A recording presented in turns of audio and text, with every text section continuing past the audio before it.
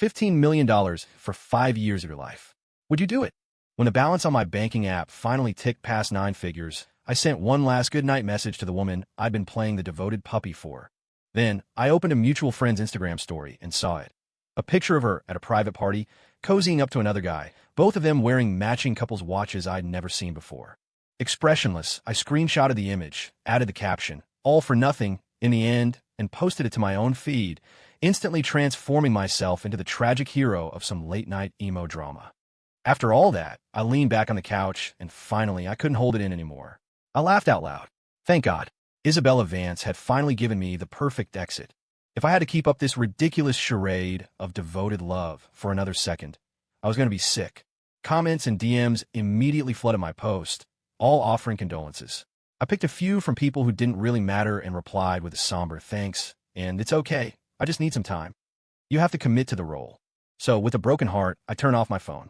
Then I went to my closet, a shrine filled with the soft cardigans and tailored chinos that were Isabella's favorite look, and completely emptied it. I stuffed the clothes into giant trash bags, ready to be hauled away for donation tomorrow. In the deepest part of the walk-in, I dragged out a dusty, long-forgotten trunk. I opened it. Inside lay my real skin, biker jackets, ripped jeans, metal accessories. Every single piece was the antithesis of gentle, the kind of style that used to make Isabella frown whenever she looked at me. For that $15 million paycheck, I had played her perfect, pure-hearted guardian for 5 years. I sent her thinking of you texts every day and always spoke in a soft, gentle voice. When I saw her getting flirty with other men, I had to execute a precise expression of 3 parts stoicism, 3 parts heartbreak, and 4 parts feigned indifference.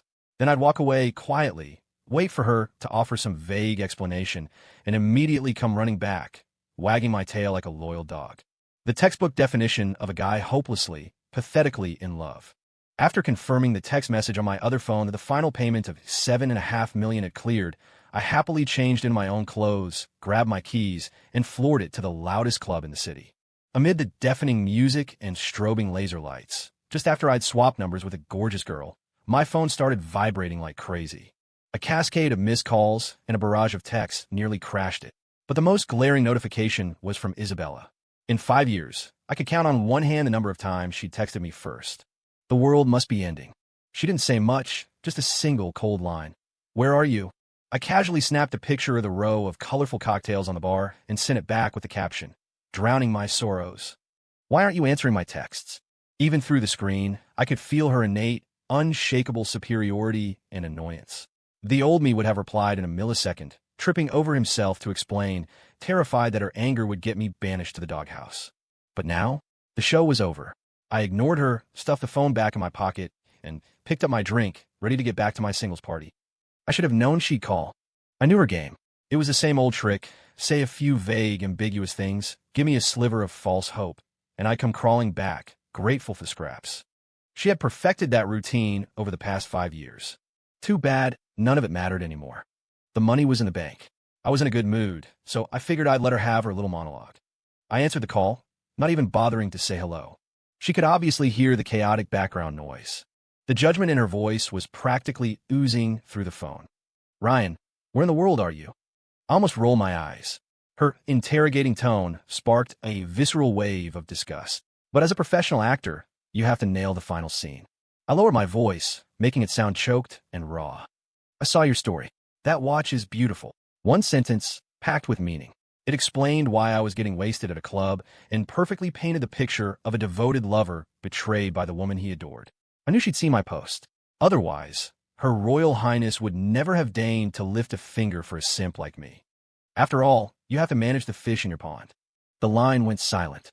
I could almost picture her now, lounging on a silk sofa in a designer robe, slender fingers massaging her temples, a delicate frown creasing her perfect brow, her face a mask of impatience and exhaustion with me.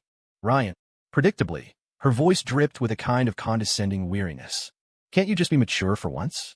Stop jumping to conclusions, reading into things that aren't there. It's exhausting. Same old script, same old delivery." In the past, hearing her say I was exhausting would have sent me into a panic. I would have immediately groveled, apologized, and sworn I'd never overthink things again. But now, is that so? I let out a soft chuckle, then spoke clearly and deliberately into the phone. "Well, that's great. Because you'll never have to be exhausted by me again. I hung up, then fluidly opened my contacts, found her name, and executed a swift block and delete combo. And just like that, the world was quiet. My absurd story with Isabella Vance began with an even more absurd proposition. Or maybe you'd call it contract. Leo Sterling, one of the city's top trust fund heirs, had sought me out. The man was pathologically obsessed with Isabella, and after she'd wrapped him around her little finger and tossed him aside countless times, he concocted a crazy plan. Here's a $7.5 million deposit, he said, sliding an Amex Black card across the table. You get the other half when it's done. I want you to stay by Isabella's side for 5 years. Become her most loyal, most indispensable dog. No matter what she does to you, you can't leave, you can't betray her. When the 5 years are up, I want you to dump her in the most brutal way possible. Let her feel what it's like to be played and thrown away. At the time, I thought Leo was either insane or had way too much money to burn. But after I verified the balance on the card, I realized I was the one who was crazy. For $15 million, I'd be a lapdog for 5 years? Hell, I'd do it for life. And so, the next day, I began a complete character overhaul. I scoured social media, studying the styles of all of Isabella's exes and flirtations, finally settling on my persona, a gentle, introverted, hopelessly devoted underclassman from her university. I got a copy of her schedule, and after one of her big lectures, I stood in front of hundreds of students, holding a bouquet of the extravagant blue-tinted roses she loved, and made a grand, public confession of my love. Amid the catcalls and jeers of the crowd, who were all enjoying the show, I stood firm, brave, fearless, with just the right amount of bashful shyness, and kept my eyes locked on her. Isabella studied me with amusement, her beautiful eyes filled with a playful, superior curiosity. She was breathtakingly beautiful, with skin as flawless as polished alabaster and features so perfect they looked like they'd been sculpted by a divine hand. Her every smile, every glance, held a natural, untamed charm. No wonder a guy like Leo Sterling was completely under her spell. It was a shame such a stunning exterior hid a heart that treated love like a game. Under everyone's watchful eyes, she didn't say yes, but she didn't say no either. She just curled her lip into a faint smile and added me on iMessage. That non-committal response was as good as a yes to everyone else. The whispers started immediately. Looks like Isabella's got a new flavor of the month. This puppy's kind of cute. Wonder how long he'll last. I give a month. I didn't know how long they would last, but I knew that for $15 million, I would last until the end of time. I became the perfect simp, loyally serving by her side for 5 years. I even got good at it, developing what I like to call the devoted admirer's playbook. Honestly, that woman had skills. Otherwise, there's no way so many men, even after she'd dumped them, would still speak of her with such nostalgia and praise. The experience of dating her, as long as you could mentally block out the endless parade of other men cycling through her life, was nearly perfect. She knew exactly when to feign helplessness to make your heart melt, and exactly when to unleash her sultry charm. She could act sweet and understanding, and in private, she could be so bold and passionate it was impossible to resist. If she felt like it, she could remember a single offhand comment you made and surprise you with it weeks later. She was leagues beyond the average girl who just whined. I'm the girl, so you have to give in to me. But to maintain my persona as the obsessively devoted simp, whenever I saw her getting a little too close with another guy, I had to display the perfect amount of hurt and disappointment. It was part of the game, a strategy. I needed these little squabbles to repeatedly prove to her how deep my love ran. And then, I'd listen with satisfaction to her flawless, practiced excuses, letting her words wash over me like a morning coffee.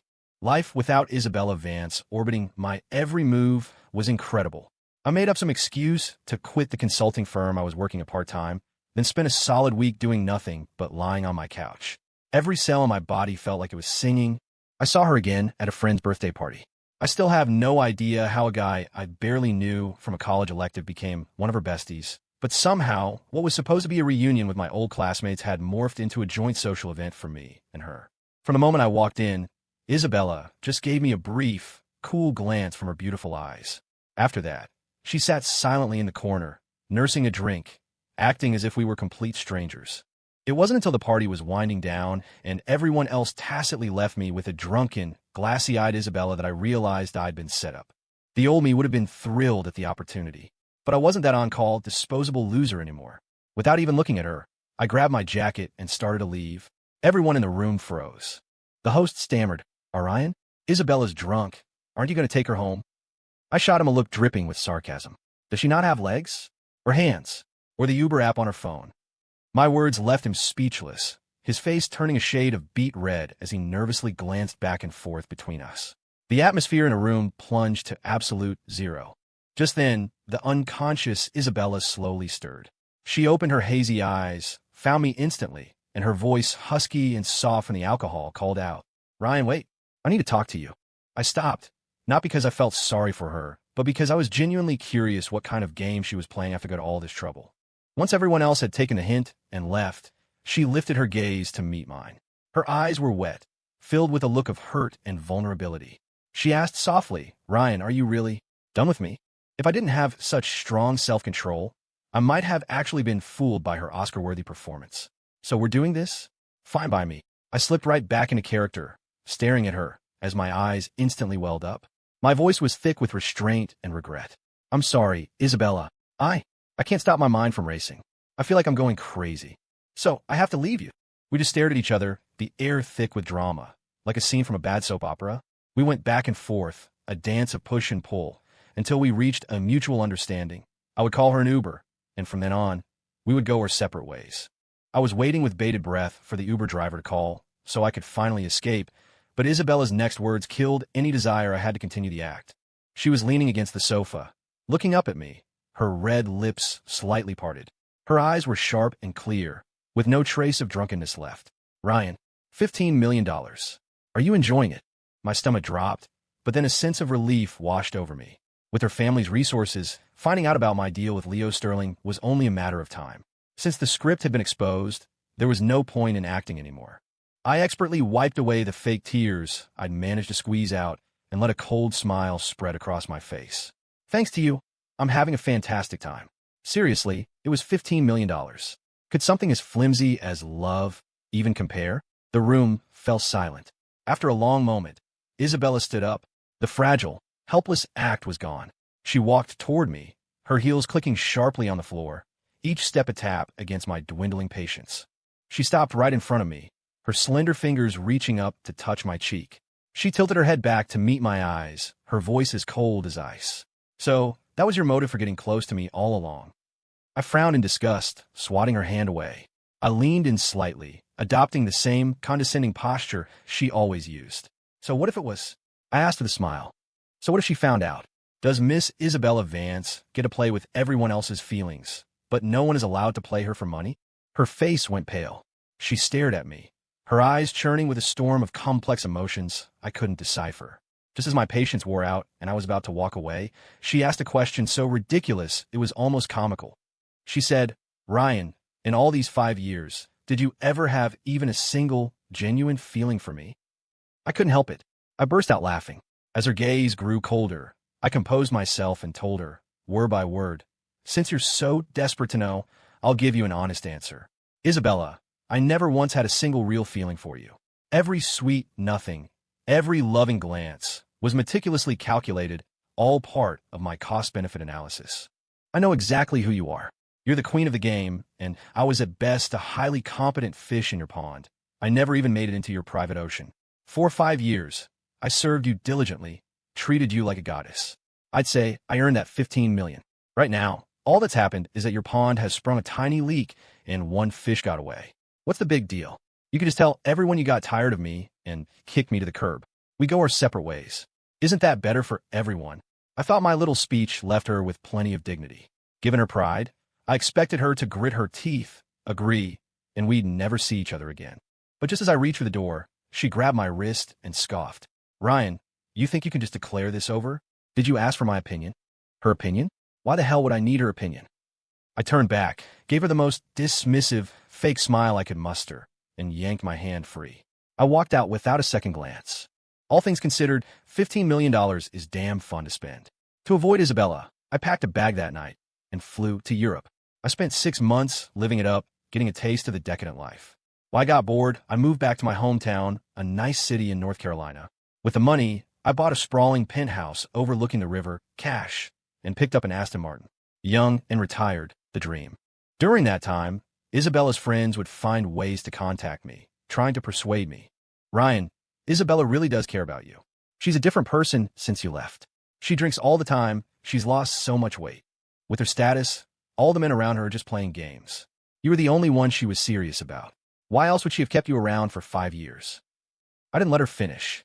I was afraid I'd crawl through the phone and give this little revisionist historian a piece of my mind. I cut her off with a cold laugh. So, you're saying your precious Isabella just made a mistake that any woman in her position would make? Is that it? The voice on the other end brightened. Yes, exactly. I knew you'd understand her. Well, since you two understand each other so well, why don't you get together? I wish you a long and happy life.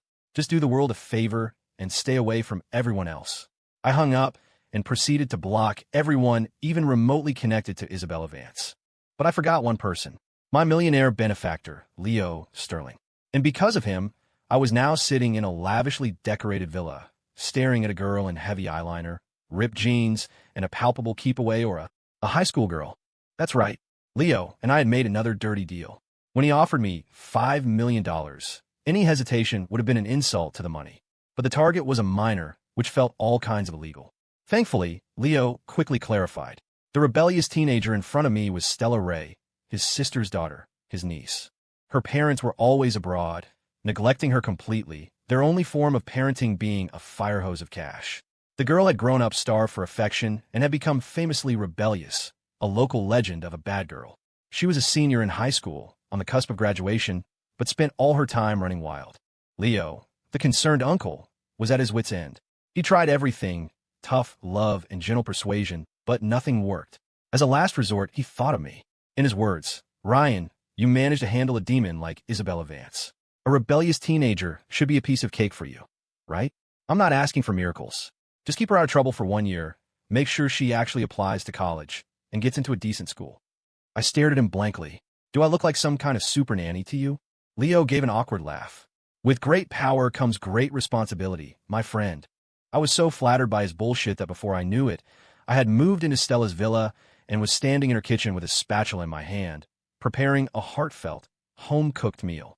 However, I waited from dusk until 10 at night, and there was no sign of the rebellious teenager. I sighed, untied my apron. Looked like my first day on the job would involve a late-night trip to drag my ward out of a bar. I found Stella in a gritty live music venue where heavy metal was blasting at an ear-splitting volume. She was surrounded by a crowd of kids who looked about her age. Her face still held a hint of youthful innocence, but she was trying hard to project an air of world-weary defiance. I leaned against the doorframe of their private room and kicked the door hard. The loud bang cut through the noise and drew everyone's attention. A guy with bleach blonde hair saw me and let out a wolf whistle.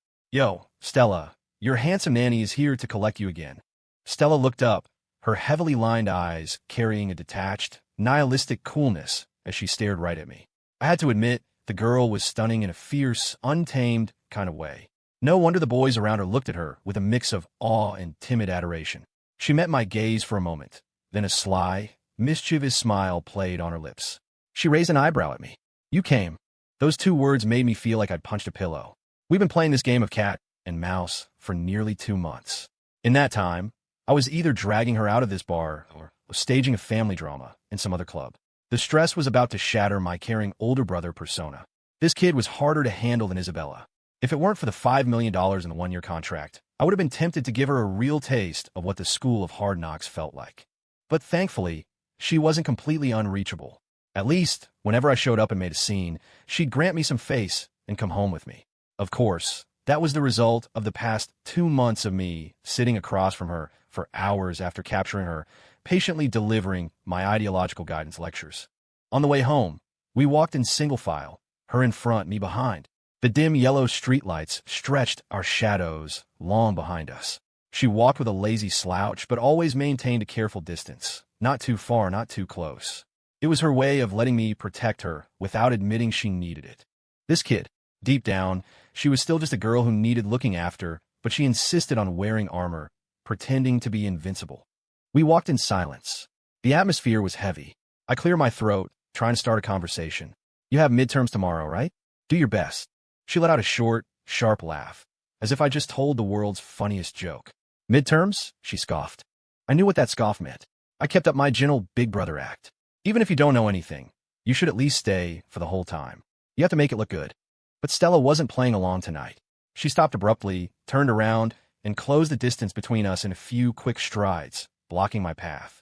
The streetlight cast shifting shadows across her face.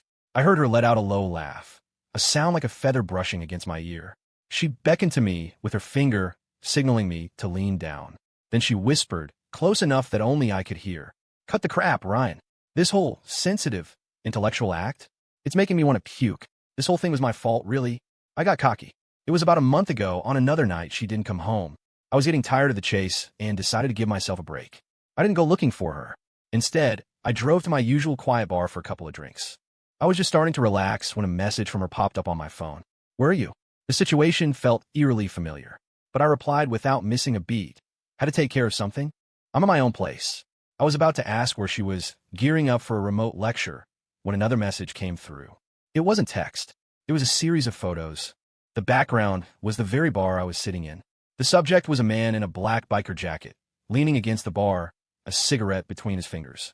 His eyes were defiant, his expression lazy. The smoke obscured half his face, but I'd recognize that profile anywhere. Below the photos was a single line of text. Really?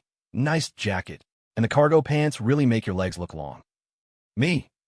Ever since then, Stella had treated it like a fun new game, waiting gleefully for me to come and catch her. If I didn't show up one night, she'd send me one of my incriminating photos with a threat. If I don't have your location in 10 minutes, I'm sending this to everyone in your contacts.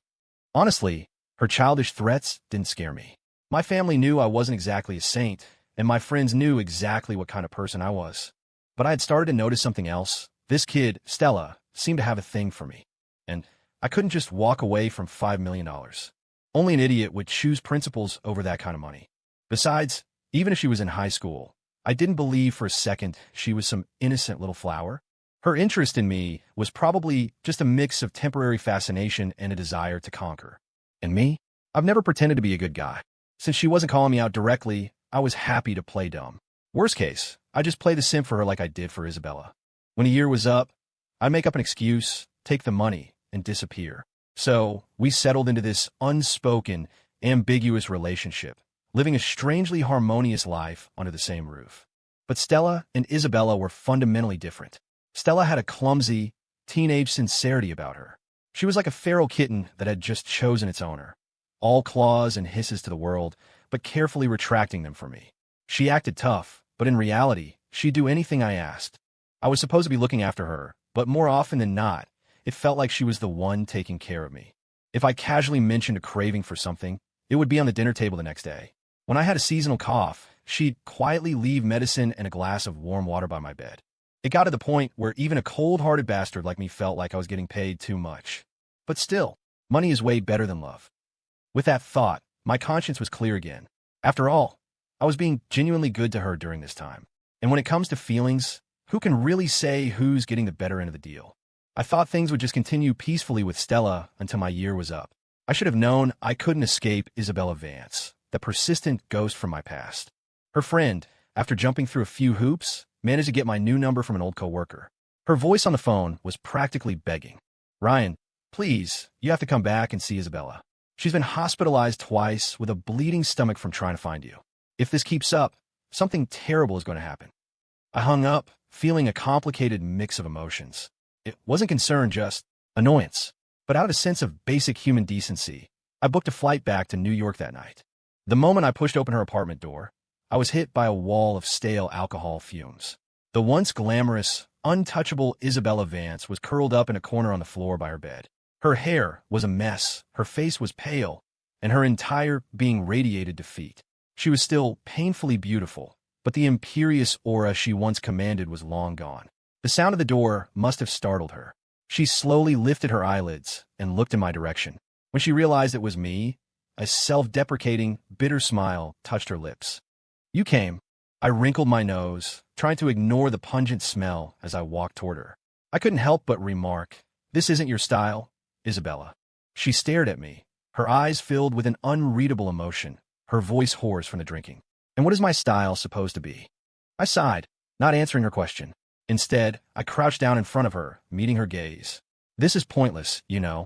Her torturing herself like this was utterly pointless. During my 5 years as her simp, I'll admit, I did feel a sliver of guilt at first. I've been captivated by her beauty more than once, fooled by the moments of sincerity she showed me. But when I realized she said the same things, did the same things, and used the exact same template of sincerity with every other guy, I finally woke up.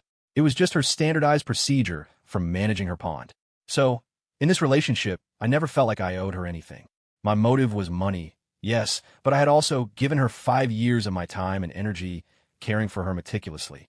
Now, this whole act of being a heartbroken victim whose feelings I'd toyed with, it wasn't about love.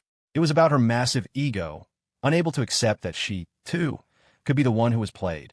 Thinking this, I reached out, just as I had countless times over the past 5 years, and gently brushed the messy strands of hair from her forehead.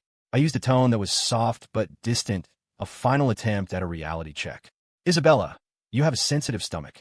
You can't keep drinking like this. And besides, this look doesn't suit you. It's over between us. For 5 years, you had your game, and I had my goal. We both got what we wanted. No one owes anyone anything. Next time, don't use an excuse like this to trick me into coming back. We were just a scene in each other's lives. Once the scene is over, the actors should leave the stage. Who is really taking it seriously anyway? Let's just part on good terms. Maybe if we see each other on the street someday, we can even nod and say hello. With that, I stood up to leave, but she shot out a hand and grabbed the hem of my jacket. I looked back at her, confused. She was looking up at me, her eyes bloodshot. It was the first time I'd ever seen her from this angle. The first time I'd ever seen such a fragile, helpless expression on her face. Maybe it was the alcohol fumes in the room getting to me, but I could have sworn that her next words held a hint of something I'd never heard from her before, something close to a plea. She said, "Ryan, what if I told you? I was serious." She was serious? A woman who played with emotions for sport, telling me she was serious. This belated declaration of love was cheaper than dirt. Why should her sudden whim, her self-inflicted misery, become my problem to solve? So I didn't answer her. I pried her fingers off my jacket and walked away without a shred of hesitation. The next time I saw Isabella was in my own city, Charlotte. Compared to the wreck she had been that day, she had regained some of her former glory. She wore a sharply tailored beige trench coat over a burgundy dress, leaning against her Maserati as she smoked. Through the haze of smoke, she looked like a masterpiece, a rich, vibrant oil painting. I remember the first time I tried smoking was because of her. It was in our second year of dating. I saw her walk into her apartment with a strange man. That night, I stood on the street below her building, the cold wind biting at my face, and lit my first cigarette. The acrid smoke made my eyes water, but it also sharpened my senses, keeping me awake as I watched the lights in her apartment turn on and then off. Lost in thought, I realized Isabella had seen me. She stubbed out her cigarette and started walking toward me. I spoke before she could, my voice cold. "How do you know where I live?" I bought this penthouse with her money. Besides my parents and Leo, no one knew about it. Her eyes seemed to hook into me, her gaze intense. Those flirtatious eyes now held a depth of feeling that was foreign to me. As if I were a lost treasure, she had finally recovered. Her lips parted, but she didn't answer my question. "Ryan, I miss you so much." I had no interest in playing along with this melodrama. My face remained a frozen mask. "What are you doing here?" Perhaps my tone was too harsh. A flicker of stiffness crossed her face, but she quickly forced a smile. "Ryan, can we find somewhere to talk? Properly. Talk." My answer was obvious. "Sorry, I'm busy. No time. I had to get home and make dinner for Stella."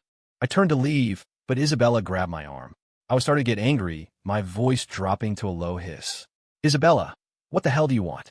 She seemed oblivious to my anger, her eyes narrowing slightly as she spoke in a tone that allowed no refusal. "Where are you going? I'll give you a ride. We can talk in the car. It won't take up your time." People on the street were starting to stare. I didn't want to make a scene, so I swallowed my anger and got in the car with her. The atmosphere inside was colder than a Siberian winter. Finally, I was the one to break the silence. "What did you want to talk about?" She focused on driving, her hands on the steering wheel slender and pale, like works of art. A long time passed. Just as I thought she wasn't going to speak, I heard her voice, cautious and tentative. "Ryan, if it hadn't been for the 15 million, would you have approached me back then?" I was speechless. I rubbed my temples, completely baffled by her train of thought. But I decided to set things straight, once and for all. "Isabella, we live in two completely different worlds. Without that money, our paths would have never crossed. I don't know why you're here now. If it's because your pride is hurt, because you feel like I tricked you, then I apologize. But don't pretend you're some innocent victim. How many guys like me, guys after your money, have you had around? That actor 2 years ago, that artist last year, weren't they all the same? The only difference is that I was better at my job. My devotion was more pathetic, and I had more patience. You know damn well how I treated you for those 5 years. We both got what we wanted. You've never been one to hold a grudge. It's been so long. Why are you bothering me now? I unloaded on her a full-on moral lecture until my throat was dry. I felt I'd said everything that needed to be said, with all the kindness I could muster. But my long speech seemed to have no effect on her at all. The car stopped at a red light. She turned her head and looked at me, her beautiful eyes filled with a seriousness and determination I had never seen before. She said, "Ryan, it's not about my pride. I really fell for you. I got used to having you around. I can't be without you. I know I was awful before. I know I hurt you. But from now on, I'm not giving up on you." I almost laughed out loud. What was this? The reformed bad girl? Too bad for her I wasn't the kind of sap who took in strays. My silence must have been misinterpreted as agreement, or perhaps she was deliberately misreading the situation. I heard her continue, her voice taking on the quality of a vow. "Ryan, this time, it's my turn to chase you. Everything you did for me, I will pay you back, twice over." Back at home, I sat on the couch, staring at the block list on my phone in a daze. Before I got out of the car, Isabella had demanded I unblock her. I refused, of course, but she just said, "Cool as anything, if I can't get in touch with you, I'll just have to wait outside your building every day." I knew her. She always did what she said she would. The thought gave me a headache. As I was wrestling with this, a warm body pressed against me from behind. Stella's voice, lazy and soft, whispered in my ear, "What are you looking at?" I jumped, discreetly placing my phone face down on the couch cushion. I turned to her with a smile. "Nothing. How come you're home so early? Not out raising hell?" Stella ignored my teasing. Her eyes were downcast as she looked at me, her lips pressed together. Her tone was unreadable when she asked an unexpected question. "That sick friend you went to visit a few days ago, how are they now?" She was talking about my trip to see Isabella. I was a little surprised she was asking, but I answered casually, "I don't know. We haven't been in touch." "Oh, really?" She dragged out the words, her sarcastic tone making my skin crawl. I frowned. "Did you wake up on the wrong side of the bed today?" At that, she suddenly smiled. She leaned down, wrapping her arms tightly around my waist from behind, and buried her head in the crook of my neck. "No," she murmured. "I just missed you." Her sudden affection was almost comical. I turned around, about to tease her, but stopped when I got a good look at her. She had cut her hair. The bangs that used to obscure her eyebrows were now trimmed neatly, fully revealing her forehead and those fiercely beautiful eyes. She was wearing a loose, oversized, white button-down shirt, but only two of the buttons were done. From my angle, I could clearly see her delicate collarbones and a startling expanse of pale skin. I raised an eyebrow, my voice laced with amusement. "Well, what's this all about?" Trying out the schoolgirl look. But she didn't banter back like usual. Instead, she looked up, her black and white eyes fixed on me, the implication in her gaze unmistakable. "Ryan, after today, I'll be 18. Her intense, burning gaze held me captive for a second. By the time I snapped out of it, she had leaned in, her cool lips pressing against mine. I could have pushed her away, but I didn't. I let her kiss me, clumsy and inexperienced. In a daze, I thought to myself, so it's her birthday today. This kiss, then, consider it a birthday present. In the end, I didn't unblock Isabella. First, I didn't see the point. Second, I refused to let her control me. At first, she tried calling me from a series of unknown numbers, all of which I ignored. Then she started sending texts, endless check-ins and strolls down memory lane. I never replied. After a standoff that lasted for weeks, I thought she might finally give up. But then, she actually showed up at my door. When I opened it and saw Isabella leaning against the frame, pale-faced, one hand clutching her stomach and the other propped against the wall, I'll admit I was surprised. She looked at me with a pitiful expression. "Ryan, my stomach hurts." Great. The drama queen had managed to get herself hospitalized again. Thankfully, Stella was at school. If those two ran into each other, my head would explode. Resigned, I drove her to the hospital. After checking her in, getting her settled, and paying the bill, I sank into the chair by her bed and let out a heavy sigh. Isabella watched me from the bed, a triumphant smile on her lips. "Ryan, do you remember? There was another time I had a stomach bug like this in the middle of the night. The pain was awful. I called you, and you were so scared. You came running over without a second thought and carried me on your back for blocks until we could find a cab. I remember thinking then, you seem so gentle on the surface, but deep down, you're pretty damn determined." She recounted our past in a soft, warm tone. But to me, it was like listening to a story about someone else. I felt nothing. I cut her off. "Sorry, I don't remember." My words made the smile freeze on her face. and a look of hurt quickly clouded her eyes. She forced another smile. It's okay. If you forgot, we can just... There is no we, Isabella. I looked at her coldly, determined to crush any lingering hope. There will never be a we. Stop doing these pointless things. I don't know if she heard me. We lapsed into silence. When her four-drip was finished, I stood up to leave. Will you come see me again? She asked from behind me. I was about to answer when my phone rang. It was a video call from Stella. I answered it, and the screen filled with her bright, youthful face. Why aren't you home? Where'd you run off to? Out running an errand. I'll be back soon. I hung up and turned around to meet Isabella's eyes, which were burning with rage. But she managed to control herself, asking softly, Ryan, that girl just now. I didn't let her finish. I told her straight out. It's exactly what you think. Without waiting to see her reaction, I turned and left the hospital room. It wasn't worth it, and I didn't care. When I got home, Stella had dinner waiting for me. I noticed she looked off, so I asked casually, what's wrong? Who upset our little princess? She looked up, her eyes calm. Who did you go see today? Her tone was flat, but I could sense a storm brewing. I was tired and didn't have the energy to beat around the bush or make up a lie. I just admitted it. You already know who I want to see, don't you? Stella might be young, but she was no idiot. In fact, growing up in a complicated family had made her more perceptive and mature than her peers. That sudden kiss on her birthday was probably her reaction to sensing the unresolved business between me and Isabella. And I was certain she already knew about my $5 million deal with Leo. She had just chosen not to say anything. So, I always knew this day of reckoning would come. I just didn't expect it to be so soon. Hearing my answer, Stella put down her fork and turned to face me fully. How much did my uncle pay you for those 5 years with her? I didn't hide it. 15 million. 15 million. She repeated the words under her breath. Her hands, resting at her sides, clenched so tightly her knuckles turned white. I continued eating, guessing what was going through her head. She was probably comparing Isabella's $15 million price tag to her own $5 million. It's a girl thing, that competitive streak. So I said nonchalantly, if this bothers you, if you can't get over it, I can move out right now. A minute as an out for her. But my words were like a match to a powder keg. She snapped her head up, her already cool face now frozen over. But even then, she controlled her emotions, her voice taking on an almost pleading tone. Ryan, is that really what you think of me? That no matter what happens, your first instinct is always to leave me? Faced with her question, seeing her eyes turning red, I sighed. You really can't get too greedy. The more money you take, the more drama you have to endure. I thought for a moment and decided to be completely honest with her. Stella, you know how our relationship started, and you know where it's headed better than I do. Otherwise, you would have never so carefully avoided saying the words, I love you, right? She opened her mouth to say something, but I held up a hand to stop her. Besides, I continued, I'm so much older than you. Your life is just beginning. You have endless possibilities ahead of you. I don't want to, and I can't, keep holding you back, waiting for you to grow up. Love and real life are two different things. We're just too different. And on top of that, you only approached me in the first place because you thought it would be fun, right? To see if you could steal me away from Isabella Vance. The first few lines were my standard jerk-off-the-hook speech, but that last one was what truly silenced her. I didn't know how she knew about me and Isabella.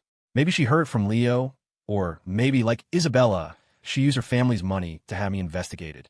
They might have even met in private. I wasn't sure, but I was sure of one thing. She knew the real me better than Isabella ever did, because I had never pretended to be someone else in front of her.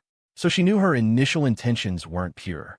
And she also knew that I could drop this relationship at any moment without ever truly getting invested. I thought I had made myself perfectly clear. But Stella held onto my hand, refusing to let go.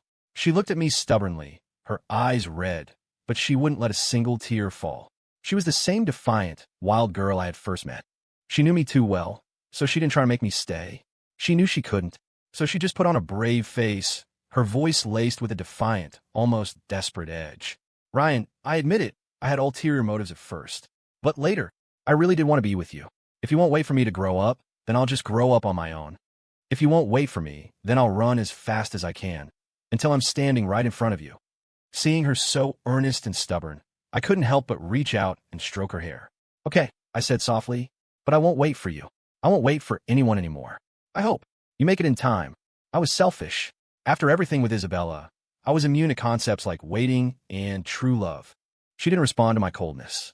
Our unpleasant conversation ended with me calling Leo to terminate the contract. But I still took 2/3 of the $5 million. After all, My 2 months of nagging had successfully reformed Stella. She was no longer as rebellious and had promised to take her college applications seriously. Okay, I admit it. The main reason was that no matter how guilty I felt, I would never turn my back on money. I moved out of Stella's place. With a fresh 10+ million in my pocket, I went back to my life of leisure. Until I saw Isabella Vance again, in the restaurant of a luxury resort. I was starting to realize that money really can buy anything. She must have found out that Stella and I had broken up, so she followed me again. But this time, she didn't cling to me or cause scenes. Instead, she adopted a new, subtler approach, engineering coincidental encounters everywhere I went. I'd check into a hotel, and the next day, she'd be in the room next door. I'd go to the restaurant for dinner, and she would happen to be seated at the table beside mine. I'd hit the gym, and there she'd be dressed in professional workout gear, sweating on the treadmill next to me. Breakfast and fresh flowers were delivered to my door every morning. Travel itineraries were planned for me. Gifts I had once mentioned offhandedly would appear in my hands. It was just as she had promised. It was her turn to chase me, to repay everything I had done for her, and then some. Her world, once filled with a rotating cast of men, now seemed to contain only me. It was a complete reversal. My world used to revolve around her. Now, hers revolved around mine. She even followed me when I went to clubs. She wouldn't try to stop me. She'd just sit at a nearby table, quietly watching me. It was enough to make any woman who thought about approaching me assume she was my strict, official girlfriend, and they would all walk away disappointed. I called her psycho. She just smiled at me. You know, I never realized you had such a wild side. Her smile left me speechless. I would deliberately go for a morning run on the beach in my rattiest t-shirt and shorts, and she would still catch up to me, then strike up a cheerful conversation with the local retirees, beaming as they told us what a handsome couple we made. I seriously thought she had lost her mind. It wasn't until one day, when she threw herself in front of me to block a motorcycle that had lost control and swerved onto the sidewalk, that I belatedly realized she might actually be serious this time. Luckily, we were standing off to the side, and the motorcycle wasn't going too fast. Her injuries weren't severe, just a fractured tibia, but she still ended up in the hospital for a full month. During that month, she didn't notify anyone. She just clung to me, the culprit, and let me take care of her without a shred of guilt. Not that I did much. A private nurse handled most things. I was mostly there to peel apples, pour water, and keep her company. She would use her uninjured hand to gently stroke my face and say, "Ryan, I'm so glad you're okay. If anything had happened to you in front of me, I would never have forgiven myself." She acted as if she loved me more than life itself. I instinctively pulled away from her touch and didn't answer. I didn't want to say anything too cruel while she was still injured. This went on until she was discharged. She continued her slow, persistent infiltration of my life, like a frog being boiled in slowly warming water. From my new colleagues to my friends and family, she won them all over, one by one. Soon, everyone around me had switched to her side, constantly telling me, "Ryan, your standards are too high. A girl like Isabella is a once-in-a-lifetime find. What more could you possibly want?" It was infuriating. I couldn't hit her, I couldn't yell at her. All I could do was give her the cold shoulder every day. But over time, even I started to feel like her presence in my life was normal. Until one morning, I woke up, automatically answered her call, and listened to her gently ask me what I wanted for breakfast. It was then that a deep, bone-chilling terror washed over me. I was getting used to this. Fortunately, something happened later that snapped me back to reality. Through her careful planning, I accidentally met her parents. In front of them, she solemnly swore that I was the only man she would ever marry, that she felt she owed me for the past, and would spend the rest of her life making it up to me. She even offered to transfer all her assets to my name before the wedding. I stood there, silent through the whole thing, a cold dread creeping up from the pit of my stomach. Some people are just born at the top. They're so used to being in control of everything. They never bother to ask what other people want or if they're even willing. Even when they give you their heart, even when they love you and treat you like a priceless treasure, they can't shake that self-centered, suffocating need for control. People like that, I would never, ever trust again. I couldn't be bothered to waste any more words on Isabella. In her current state, she wouldn't listen to anything I said anyway. I resorted to my old trick. I booked a flight that night and disappeared again. 3 days later, when I heard the doorbell ring at my hotel room, I assumed it was Isabella, having tracked me down like a persistent ghost. But when I opened the door, it was Stella. She was wearing a black slip dress with an oversized men's shirt thrown over it. She was completely soaked from the rain, water dripping from the ends of her hair onto the carpet. I was surprised to see her, but the first thing I said was, "Get inside." Go take a hot shower before you catch a cold. She walked into the bathroom without a word. When she came out, clean and wrapped in the bathrobe I'd given her, she was radiating an intense, angry energy. I chuckled and ruffled her hair. What's on your mind? It's a spare from the hotel. It's new. She finally took it, her lips pressed together, and let me clumsily towel dry her wet hair. She was silent the entire time. It was only then that I did the math. She was done with her final exams. I finally understood why Isabella had been in such a rush to introduce me to her parents. This was what she was preparing for. These two women were treating me like some kind of trophy to be fought over and shown off. The one who proved her love was more genuine would win the war. It was utterly ridiculous. The silence was so heavy, I tried to lighten the mood. What's with the long face? Who pissed you off? You look like you're marching off to battle. She ignored me. Instead, she stood up, sat down on my lap, and forcibly turned my face toward hers. Then she kissed me. Just like the last time, I didn't push her away. When the kiss ended, she still didn't speak. She just stared at me for a long time, then whispered, "Wait for me," in my ear, and left, leaving me completely bewildered. A few minutes later, the doorbell rang again. I thought it was Stella coming back and was about to make a joke, but when I saw who it was, the words died in my throat. Standing in the doorway was Isabella, looking exhausted and hurt. She looked like a patient who had been drained of all life force. She spoke slowly, her voice hollow. "Ryan, is it true that no matter what I do, you'll never look back at me?" I found it almost funny. Years ago, I had asked her the exact same question. And what was her answer then? She had told me, with an airy indifference, "Ryan, if you want to stay by my side, you need to learn which questions to ask and which ones to leave alone." I desperately wanted to throw those words back in her face. But looking at her pale, drawn face, I couldn't bring myself to do it. I just repeated the line I had said 1,000 times before. "I told you, don't waste your time on me." She gave a bitter smile, then walked into the room and closed the door behind her. Just like in our first real confrontation, she walked up to me and raised a hand, as if to touch my face. But her gaze fell on my lips. Her voice held a strange, nostalgic quality I didn't understand.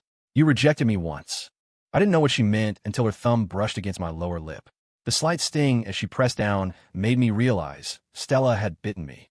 And in that moment, I finally understood. In the first year of our relationship, she had tried to kiss me once, and I had instinctively pulled back. After that, she rarely initiated any physical contact. I just assumed she had gotten bored. It seemed that she and Stella must have run into each other downstairs. I swatted her hand away, wanting no physical contact with her. She stubbornly placed it back. Just as I was about to lose my temper, she let go on her own. She looked at me and let out a soft, self-mocking laugh. It sounded like a terminal patient making a last, desperate plea. "Ryan, really? Is there no chance at all?" I remained silent. She looked at me, her eyes filled with sorrow and despair. "But we've come this far." This far? I didn't want to talk to her anymore, but I couldn't stop myself. "Come how far? To the part where you unilaterally declared you were going to win me back? Or the part where you used the same tired, manipulative tricks you've used on every other man? Or maybe the part where you completely disregarded my wishes, put me under constant surveillance, and even dragged me in front of your parents without a word of warning to try and force my hand?" I looked at her with the same condescending air she used to use on me. "Isabella, the only reason I didn't completely burn this bridge last time was because you got hurt for me. But that doesn't give you the right to emotionally blackmail me. So let me make this crystal clear. Just because you decided you have feelings for me now, just because the bad girl wants to turn over a new leaf, doesn't mean I have to be grateful and accept you.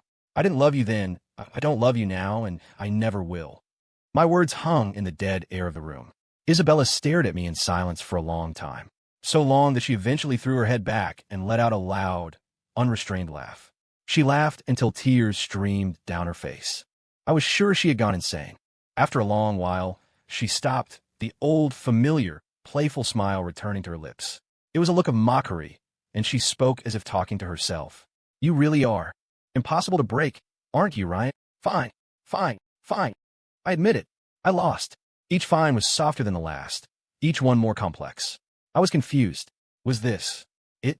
Was she finally dropping the act? Just as I was trying to figure her out, my phone rang. The caller ID was Leo Sterling. My stomach dropped. I had a bad feeling. The second I answered, Leo's panicked voice came through the line. "Ryan, you have to go talk to Stella. The kid's gone crazy. She's going to get herself killed." My heart clenched, and my first instinct was to run. But my eyes caught sight of Isabella standing beside me.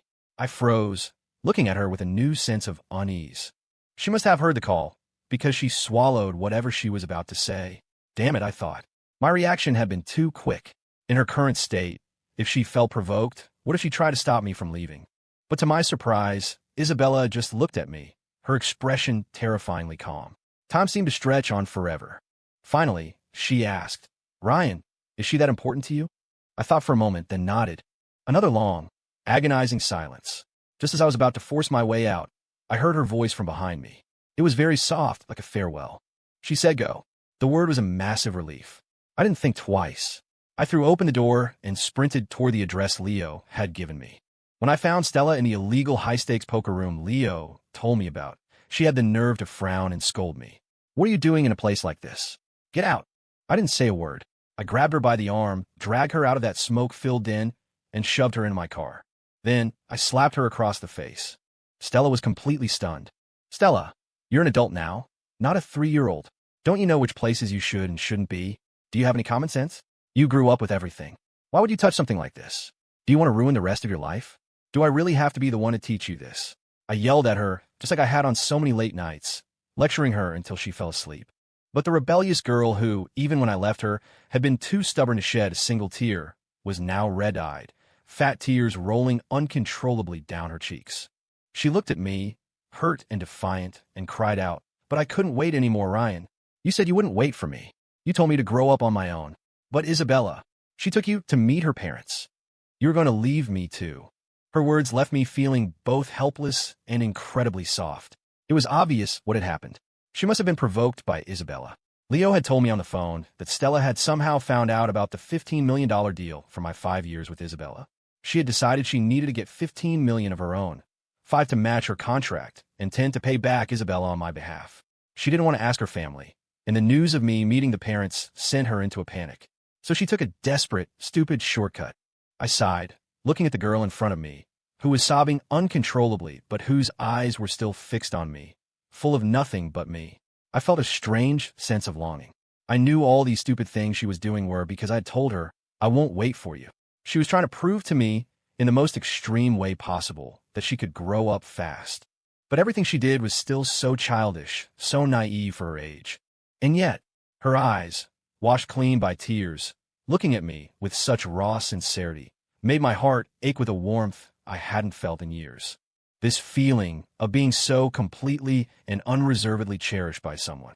Even if it was immature, even if it was naive, it reminded me of a time long ago when I was young. A time when I, too, had wished for someone who would love me without reservation, who would choose me above all else.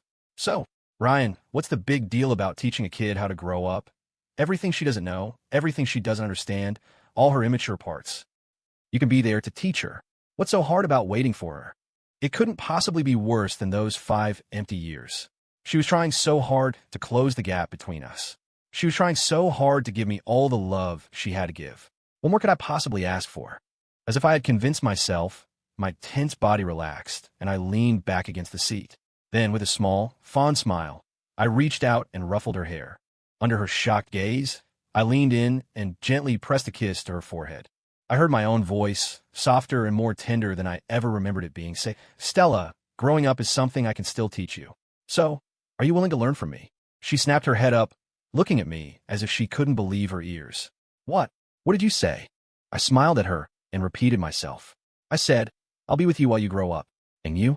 After you've grown up, after you've seen the whole world, will you still hold on to that part of you that loves me? She didn't answer at first, just stared at me with those dark, bright eyes.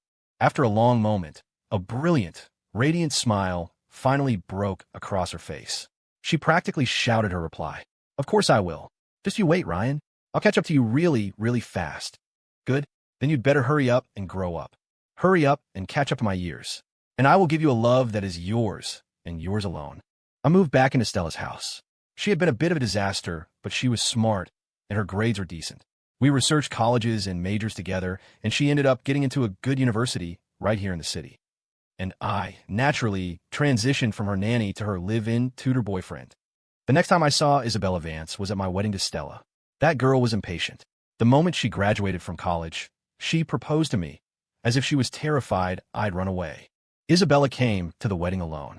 I'd heard she had changed a lot over the years, becoming a total workaholic with none of the usual men hanging around her. But that had nothing to do with me anymore. After the ceremony, she came over to us, holding a glass of champagne. I thought she wanted to say something to me. But instead, she and Stella stepped aside, away from me, and had a quiet conversation. When Stella came back, she was holding a small velvet jewelry box. Inside was a necklace. It was the first gift I had ever bought for Isabella, back when I was still trying to perfect my simp role. I had saved up for 3 months from my meager part-time salary to buy it. Compared to her wealth, the necklace was laughably cheap. But I remembered clearly that when she received it, the way she looked at me was strange. At the time, though, my only thought was how to be a more convincing sycophant, so I didn't think much of it. I looked at the necklace in Stella's hand, but didn't take it. I just smiled at her. Throw it away. That's all in the past. She paused for a second, then smiled back and casually placed the box on a nearby table. I took her hand and led her back to our new home. She was nearly 10 years younger than me, but I figured we had a long, long life ahead of us, and we were going to be very happy.